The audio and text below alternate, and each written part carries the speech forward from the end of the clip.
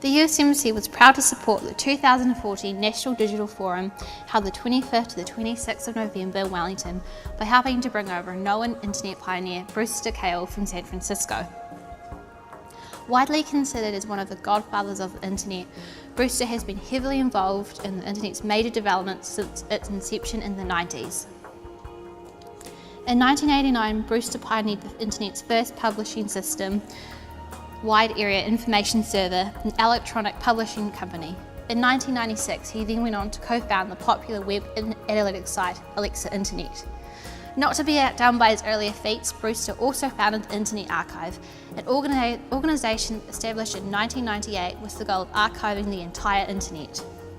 The Internet Archive is a resource which provides free access to millions of websites, music, moving images, and nearly 3 million public domain books. We caught up with Brewster during NDF to ask him a few questions.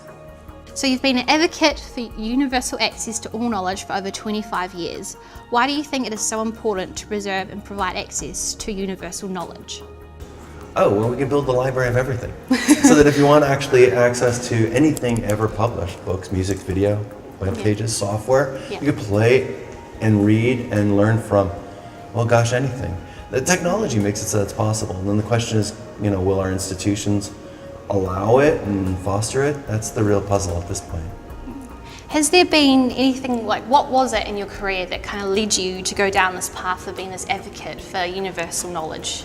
Well, I'm a geek, and so the question is, what can you do with being a technologist that is actually useful and actually good? And we were really good at complaining about things. And I could only come up with two. One was to try to help protect people's privacy. And the other was build the Library of Alexandria version 2. And the Alexandria thing just seemed too obvious, so I tried to work on the privacy thing and failed. So I went back to plan B, and I've been on that path ever since.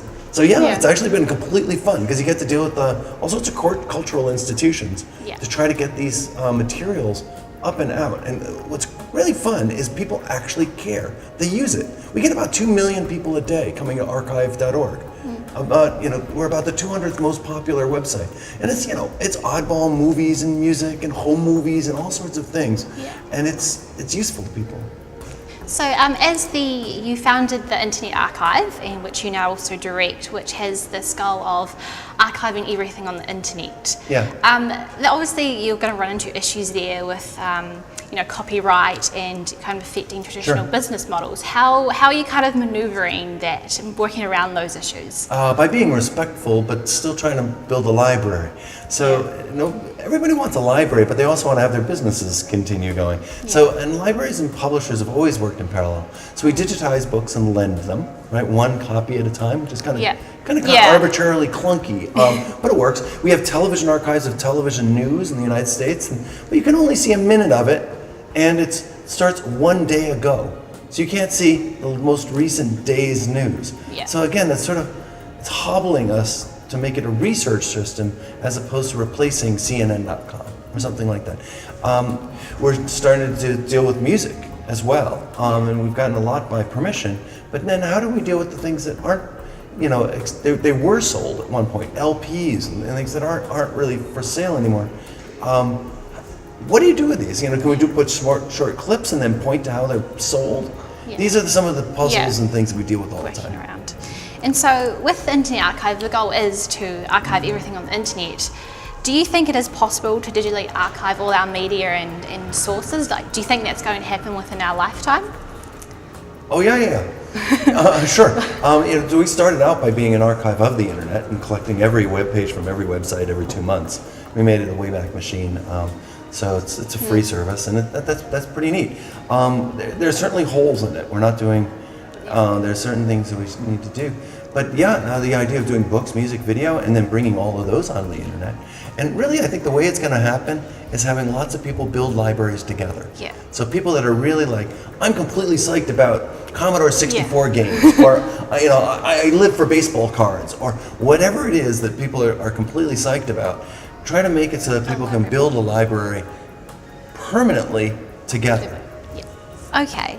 So in your keynote address as well, you mentioned that New Zealand could be possibly like the first country to be online. Yes. Why do you think that there are unique opportunities in New Zealand? Oh, because New Zealand's got a highly educated, really smart group that are really isolated.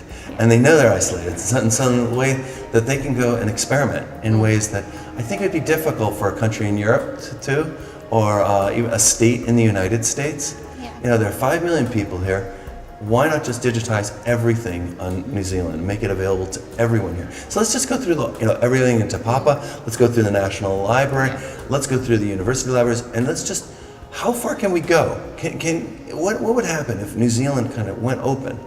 Try to carve a line between commercial publishers and make all that stuff make sense, but have everything available to all the citizens of New Zealand. Wouldn't that be cool? Yeah. And actually, it might actually drive a lot of people to come to New Zealand. Yeah. Because it would be this big experiment in living in the digital age. Yeah. Okay, well thank you Brewster for talking to us today. Thank you. Appreciate it.